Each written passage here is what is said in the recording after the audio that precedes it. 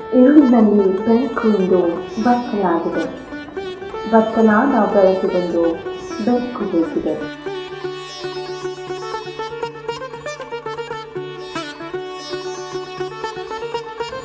ಬೆಳಕು ಯಾವುದೇ ಆಕಾರಕ್ಕೆ ಸೀಮಿತವಾಗಿಲ್ಲ, ಯಾವುದೇ ಕ್ಷೇತ್ರಕ್ಕೆ ಮೀಸಲಾಗದೆ ಅದು ಸರ್ವವ್ಯಾಪಿ, ಸರ್ವಾಂತರ್ಯಾಮಿ. ಸಾಹಿತ್ಯ, ಸಂಗೀತ, ನೃತ್ಯ, ಚಿತ್ರಕಲೆ ಹಾಗೂ ಸಮಾಜ ಸೇವೆ ಈ ಎಲ್ಲದನ್ನು ಒಳಗೊಂಡಂತೆ ಕಲೆಯಲ್ಲಿ ಅನೇಕ ಪ್ರಕಾರಗಳು ನಮ್ಮಲ್ಲಿವೆ.